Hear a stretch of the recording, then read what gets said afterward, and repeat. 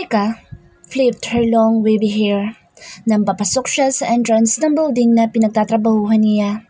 Chin up, breast out, and walking confidently beautiful. The air from the air door blows her hair, kaya hinawi niya iyon. Good morning, ma'am. Nakangiting bati sa kanya ng security na tinanguan niya. Ay, ganda talaga ni Miss Laika. Dinig niya sabi ng isang lalaki na napahinto nang makita siya. Probably mula sa ibang department dahil pamilyar din naman sa akin niya ito. Kaya lang hirap lapitan, nakaka-intimidate masyado. Anang isa. Lihim siyang napangiti. Baka mas lalo pa itong ma-intimidate kapag naipadala ang memo para sa inaasahan niyang promotion. For 2 years, marami na siyang project proposal na naipasa dahil magaling siya. At ang latest big project para sa realty campaign ay sa kanya napunta. And it has been approved already. Hence, everyone expects her to get that promotion as the new marketing supervisor of Melendez Global. She can't wait to hear people praise how good she is. Hi, Laika! Bati na isang boses nang huminto siya sa tapat ng lift. She gave the woman a sideway glance. Sabay taas kilay. She was smiling like she had won the lottery. Pansin niya. Hi! Ganting bati niya dito. Civil naman siya kahit alam niyang fake ang ngiti nito. Ito lang naman ang kagit-gitan niya sa promotion na ninanais. But hell, she can't even make a good proposal. Kung hindi pa nga sila nagtandem last year, baka wala man lang itong naipa-approve na marketing campaign.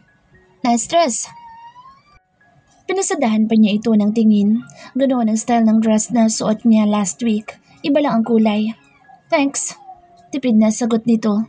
Sabay pa silang pumasok sa elevator. She was obviously trying hard to dress and act like her. At mukha wala itong ideya na ganoon ang ginagawa nito. Ngayon na nga palang announcement ng promotion. I can't wait. Bakas ang excitement sa mata ni Lara. Talaga? You must be excited dolling up like that. She made sure she didn't sound sarcastic. Bagay sa'yo, she added. And she walked out of the lift as the door opened. Kay gaan ang bawat hakbang niya patungo sa opisina. Pagpasok pa lang niya ibinati na siya ng ilang katrabaho na nakasalubong niya. Uy, ganda mo ngayon ah. Ani Sarah, ang close friend niya sa department nila. Minsan ba hindi? Taas kilay na tanong niya. Ay, araw-araw kitang nakikita kaya sawa na ako sa'yo. Kaya alam ko kapag may bago kang pinapausong fashion style. Pinasadaan siya nito ng tingin. Umiling ito. Kulang na lang talaga sa'yo, boyfriend. Duh! She hissed. Saka hinubad ang blazer niya. A sleeveless royal blue silk tops tucked into her pencil-cut cream skirt showed off her slender-toned skin. Minimalist with style. I don't need a man to get what I want at lalong hindi ko kailangan na lalaki para... Oo na, Miss Overly Perfect. She cut in what she's about to say, sabay ikot ng mata. Napangisi na lang siya, saka naupo ito. Ito lang naman ang tumatawag sa kanya ng ganoon dahil kilala na nila ang isa't isa. Pero dapat libre mo ko mamaya ha? Mahinang usal nito. Can't wait for the announcement later. Kinikilig pang dagdag ni Sarah bago bumalik sa pwesto nito. Lumipas ang oras na naging abala na sila sa kanilang trabaho. Until the 3 o'clock meeting was announced. Napakagatlabi siya saka isinuot ang blazer. This is it. Piping saad niya. She'd been waiting for that moment. She could feel her arm cooled. Kumapit sa braso niya si Sarah. Naku, advance congrats na, Laika. Ani Jalay na pinalupa ang braso niya. They all went to the meeting room at kabado siya. Kabado, dala ng excitement. At the age of 25, she had been living her life on her own, kaya nais niyang may makamit para mas may pagmalaki pa niya ang sarili. But for some reason, na dapat excitement ang nararamdaman niya. Yet, why does she feel she's going to sit on a hot seat? Laika loves attention at nagdiriwang siya kapag pinapalakpakan ito ng mga tao kapag may na-accomplished siya. At alam ni Laika na dapat sa kanya promotion, but her instinct was telling her otherwise. Nagretiro na kasi ang dating supervisor nila dahil sa health condition nito. Kaya for 3 months, ang marketing manager na si Mr. Tan ang acting supervisor nila. Pero technically, siya ang gumagawa ng mga naiwang trabaho ng dating supervisor. Teka, wala man lang ang CEO? Baling ni Sarah sa kanya. Ang hirap naman niyang silayan. Umaasa ka bang papansinin ka ng boss natin? Bumili ka na lang sana ng aircon. Anya sabay iling. Si Zildjian Melendez ang isa sa pinakamayamang negosyante sa buong bansa. Sikat. Plus, he's so hot and yummy. Sarap papakin ng ops. Bakit, natikman mo ba? Piloso pong tanong niya dito. Hindi pa, pero malapit na. Nakangising hirit nito. Oh, good luck. Bigyan na lang kita ng blanket at mittens. Inirapan siya nito. Attention everyone. Natigil ang kadaldala ni Sarah na magsalita sa Mr. Tan. May congratulatory party tayo mamaya, sponsored by the CEO himself para sa mga bagong promo today. I hope you all continue to do the best. So, without further ado, maluwang ang ngiting speech ni Mr. Tan. Madam, tawag nito sa HR manager. Tumayo naman si Mrs. Constantino. Ako lang ba? O talagang mukhang bad mood si Madam HR? Puna ni Sarah na halos bumulong sa kanya. She looked pissed. She added, tahimik ang lahat nang magsimula na ang announcement. 3 department lang naman ang may promotion. People were applauding those who had been promoted. Siyempre nakikipalakpak siya dahil gusto ring palakpakan siya ng mas malakas kapag siya na ang tumayo doon. Okay, for our new marketing supervisor. Walang ganang saad nito.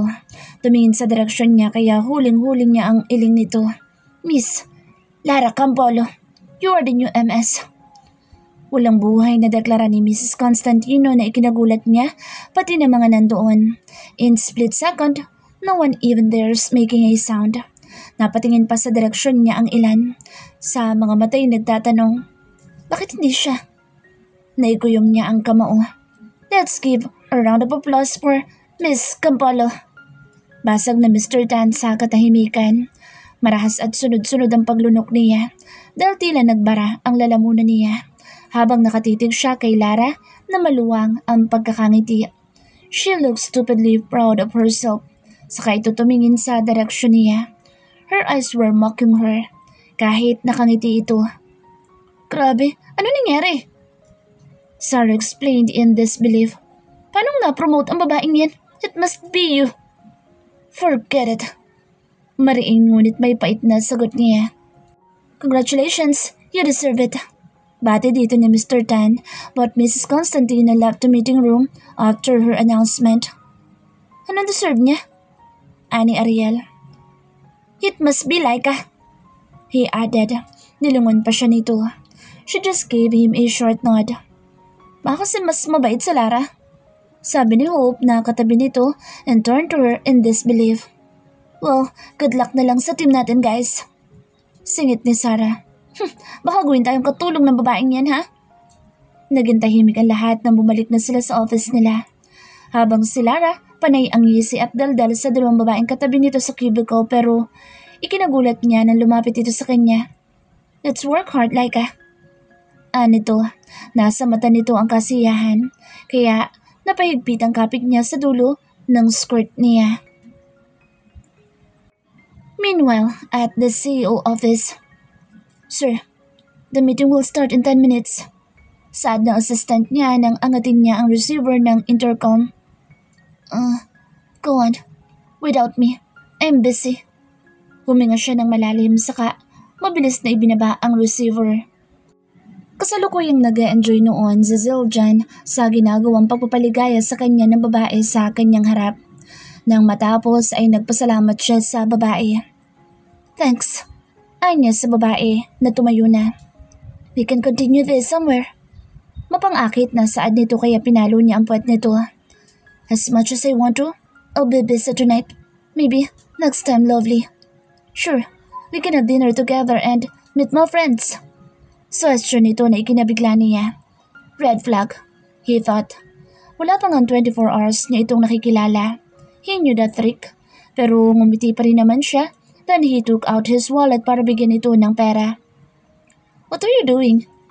Just leaving you... No. Tanggi nito sa kainayos na ang sarili. Sa harapan niya pa ito nagsara ng binuksan niyang mga botones ng damit nito kanina. I'll see you around. I want to do this again and again. Kumindat pa ito sa kanya, saka ito lumabas sa pribadong opisina niya. Masyado ko atang ginalingan kagabi. Napailing siya. Kinuha niya ang phone niya. He looked for her number sa kablinak iyon. Grabe ka pre, mukhang nalapa ka ng gusto ah. Ano Jason, nang bigla na lang itong pumasok sa office niya. Kaibigan at kababata niya ito kaya welcome itong maglabas-masok sa office niya. Masyado daw ako masarap kaya ganun. Natatawang saad niya sa kainayosang short na suot niya. Nakapambahay pa siya.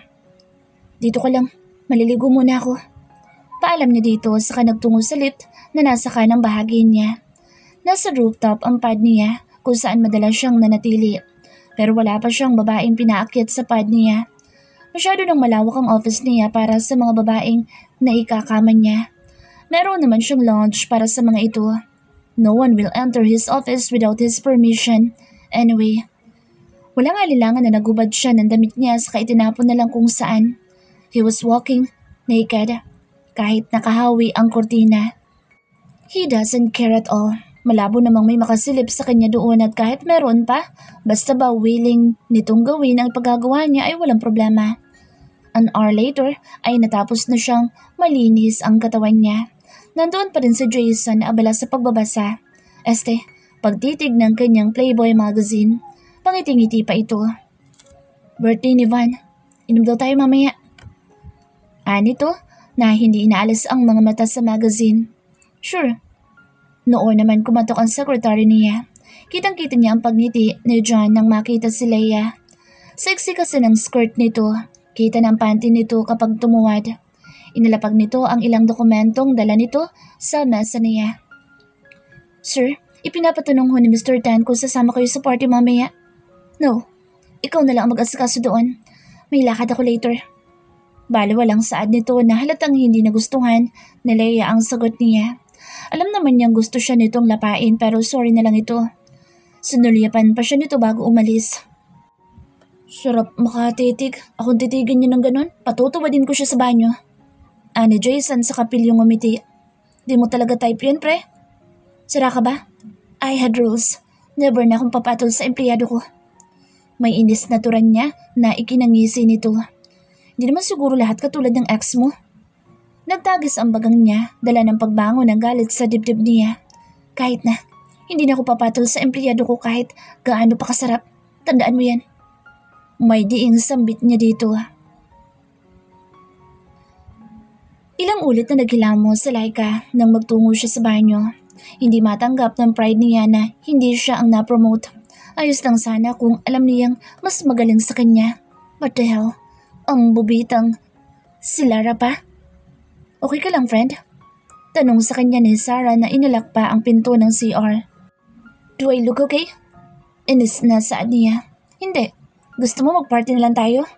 Nag-usap na kami ng mga girls. Di kami sasama sa pa-party para kay Lara. Ikinagulat niya ang tenuran nito kaya napakagatlabi na lang siya, suppressing her racing emotion. Siguradong may ginawa si Lara para mapunta sa kanyang promotion. That witch. Ayun, sobrang bilib sa sarili. Mapait na napangiti na lang siya dito. Gusto niyang umiyak pero hindi niya kayang gawin iyon sa harap ng ibang tao. Kahit kay Sarah na alam niyang close talaga sa kanya. So ano, deal? Cool. Pagka-uwian ay humiwalay sila. Sa kotse sila ni Sarah sumakay. Silang 5. Nakasingit pa kasi si Ariel na gustong sumama. Sa isang hotel sila nakarating. Nagtaka siya. Kaibigan ko may-ari nito. May bar sa ground floor at mga rich na mga nandito. We might find rich papa here. Excited na sabi ni Sarah. Tuwang-tuwa naman ang dalawang babaeng nasa likod pero mukhang hindi pabor doon si Ariel. Pero wala naman ito sinabi dahil nakabuntot ito kay Hope nang bumaba sila. May ipinakita si Sarah sa security kaya pinapasok naman sila ng mga ito. Sumakay sila sa elevator kahit isang palapag lang ang bababaan nila. Isang mahabang hallway ang dinaanan nila.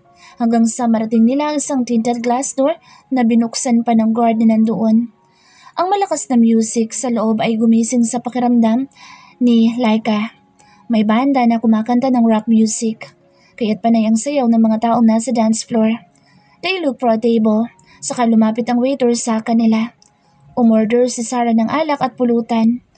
Kapag inuman, laban na laban ang tatlo niyang kaibigan. Ang yaman siguro ng friend mo. Mukhang mga bigating customer lang ang nagpupunta dito. Komento ni Jelay habang panay ang indak. Oo naman. So guys, nandito tayo to celebrate drinks and me tonight.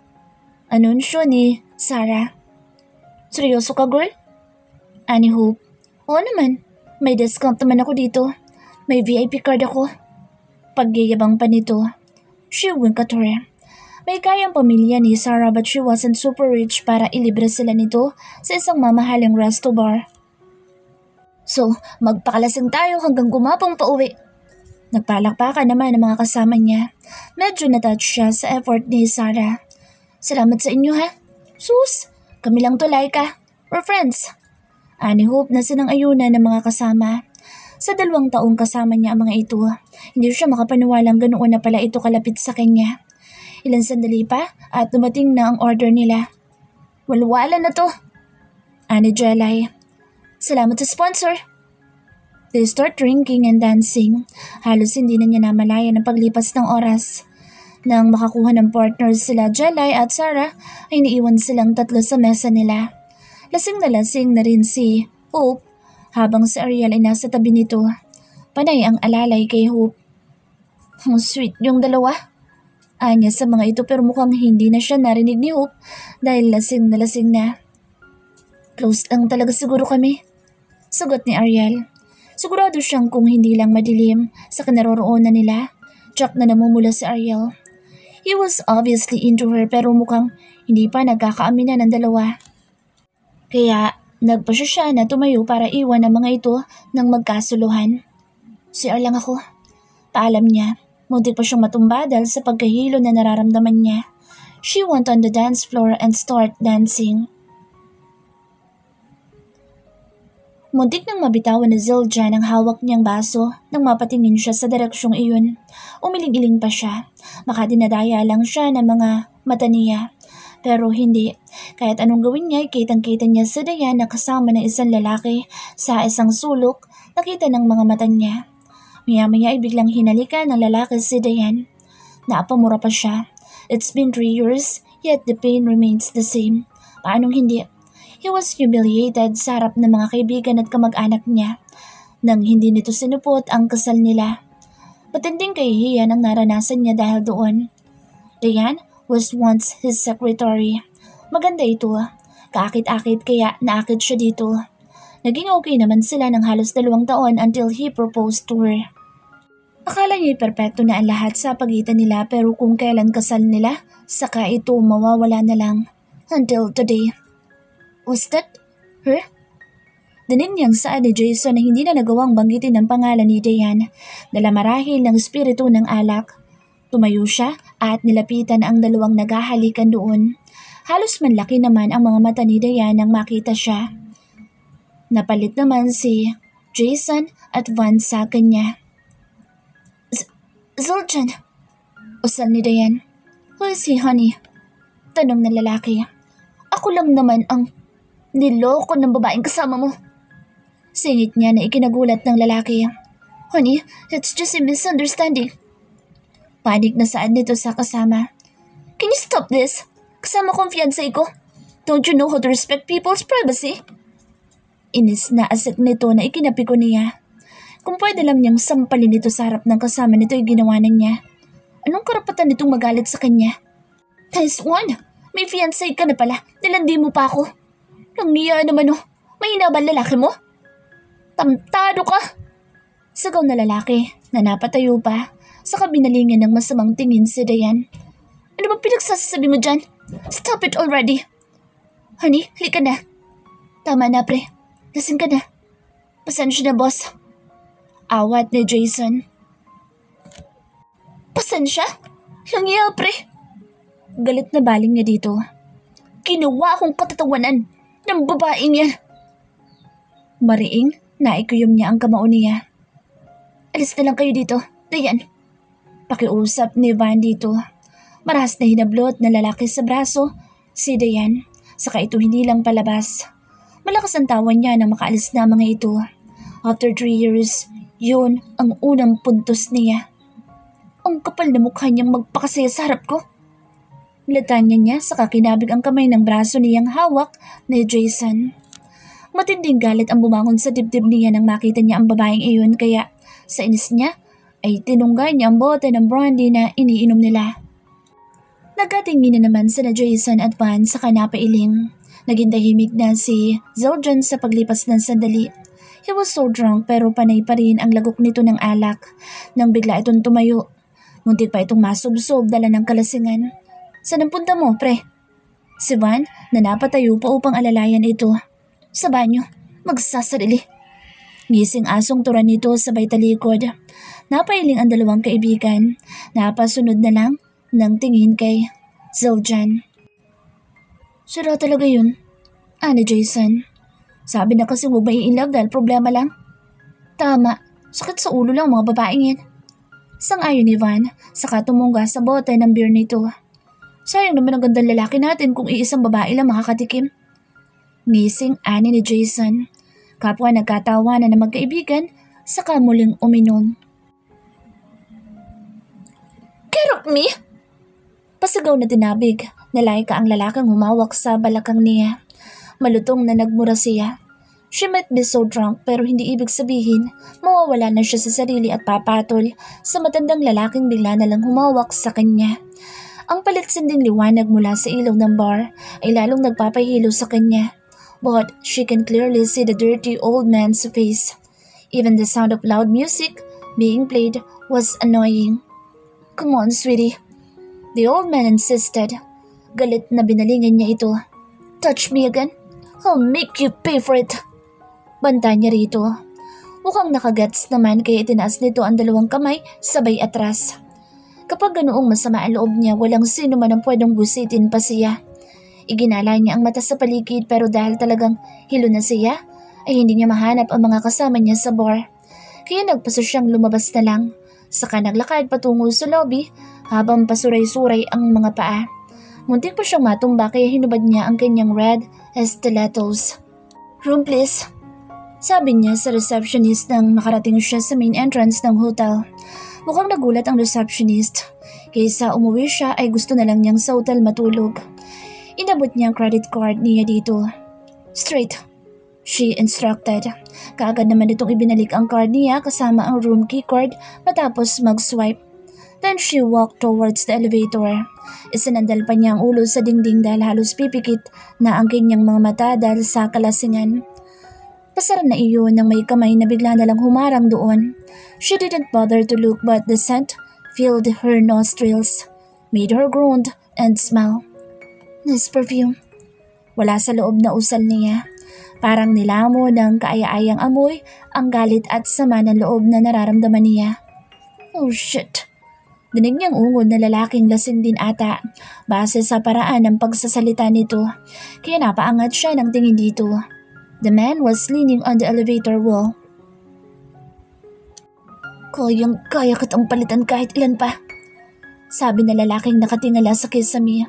He was tall and his scent was more recent. Kaya tinititigan niya ito. Why does he look familiar to her? Artist siguro. Wala sa sariling usal niya. Ewan pero curious siya sa lalaking kasama sa lift. Dahilan upang mapatingin sa kanya ang lalaki. Namumungay ang mga mata nitong tumitig sa kanya. Ang gwapo mo naman, sabi niya sa sarili.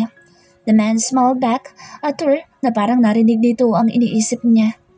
Sexy, sabi nito. Ang sinabing iyon ng babaeng kasama pala niya sa elevator ang nagpababa ng tingin niya at napatitig dito. Nagawa pang ngitian ni Zildjian na magandang babae sa harap niya. She was holding her red stilettos. Then he noticed those sexy lips as she smiled at him. Sexy. Hindi niya mapigil ang usal dito na ikinapungay ng mga mata nito. Lasing siya dahil nag-celebrate siya kasama ng mga kaibigan when he saw his ex at the bar. Kaya ayun, Kulang na lang ang gumapang siya makarating lang sa hotel dahil tinungga niya ang kalahating bote ng brandy. 3 taon na pero bakit ang sakit pa din? Hindi matanggap ng utak niya na nagpapakasaya ito samantalang siya'y mukhang hindi pa rin makamove on. Isang marahas na pag-iling ang ginawa niya. Saka pinagmasdan na magandang babaeng kasama niya sa elevator na umaagaw ng atensyon niya na unti-unting nagpawala ng inis at sama ng loob niya. Napatitig siya sa dibdib nitong hindi kalakihan but it was well-toned with her slender figure. Full hips na nagpapa-emphasize ng maliit nitong bewang. John, he was so drunk, yet he was able to assess the sexy goddess in front of her. Daman niya ang paninigas ng alaga niya. What? The woman asked, biting her lip. Kaya't napalapit siya dito. Masyado siyang naakit sa babaeng nasa harap niya. Wanna spend the night with me? Walang gatol na alok niya dito na ikinatitig nito sa kanya habang namumungay ang mga mata. She liked him. He knew. Sanay naman na siya sa mga babaeng gustong tumalon sa kama niya para tikman ang kanyang king-size na alaga. He waited for moments na sumagot ito but she kept looking at him. At nang umawang ang bibig nito, walang babalang hinilang niya ang batok nito. And then, bent his body to claim her sexy red lips. At nang maglapat ang mainit niyang labis sa malambot na labi ng babae, ay hindi na niya nagawang pigilan ang sariling idikit ang maliit nitong katawan sa nagiinit niyang katawan. Sa dami ng naging babaeng niya sa nakalipas na 3 taon, ito pa lang ang babaeng may matamis na labing natikman niya. Hindi alam ni Zildjian kung paano niyang nadala sa suite niya ang babae at natagpuan na lang niya ang sariling pinagmamasdan ng napakagandang hubad ng katawan nito. Umangat ang kamay nitong patungo sa 6-pack abs niya. Then playfully, traced each of them na nagdulot ng kakaibang kiliti sa pagkatao niya. Lahat ba ng lalaki kasing sexy mo? Ang tanong nitong iyon ang lalong nagpainit sa katawan niya. Depende kung anong kahulugan ng sexy para sa'yo. Mapang-akit nang initian niya ito at ibinalik nito ang ngiting lalong nagpatigas sa alaga niya. Kaya't napamura siya. The woman was turning him on. Oh, do you? Real hard sexy. Usal niya sa namamaos na tinig, saka kinubabawan ito. He kissed her endlessly dahil parang ayaw na niyang pakawala ng matamis nitong mga labi.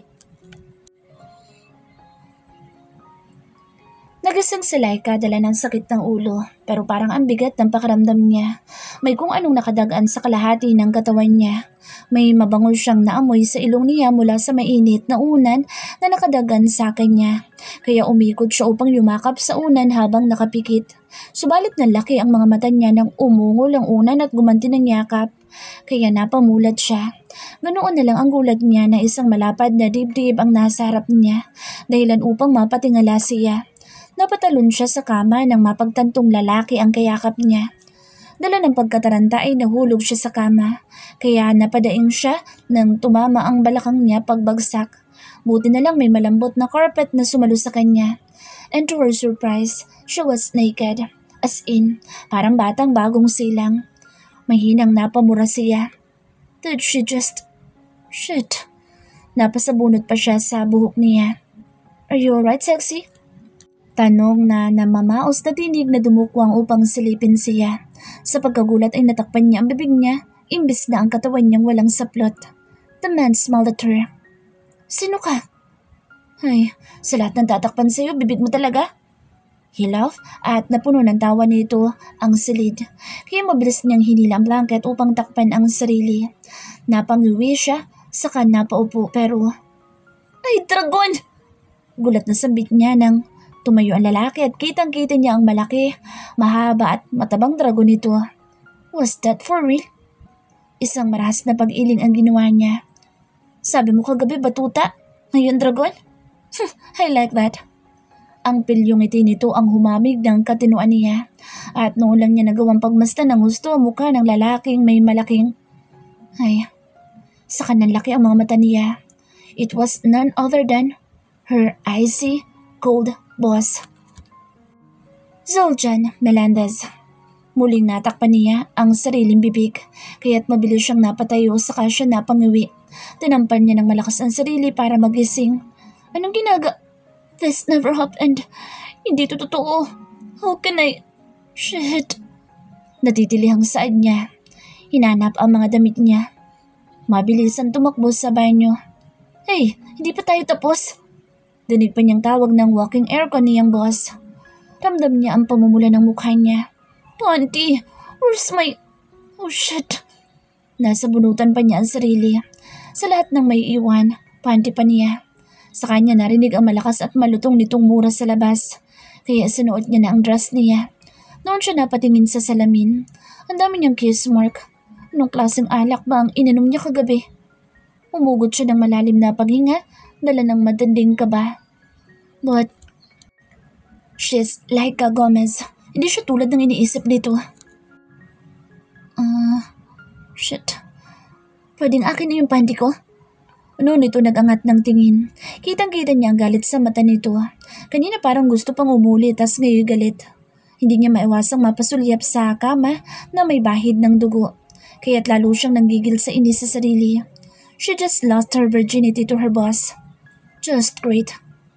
Seriously. Wala sa sariling usal nito kaya napalapit siya dito. Kinuha ang panty niya, saka muling bumalik sa banyo at para pa rin itong natuklaw ng ahas sa ekspresyon nito. Mabilis na dinampot niya ang bag niya, saka walang paalam na iniwan nito. Natauhan lang si Zildjian dala ng pagsara ng pinto. Langya, did I just... Napaungol siya dala ng paninigas ng alaga niya. He wasn't done with her. Dala ng frustration ay naihilamos niya ang kamay sa muka.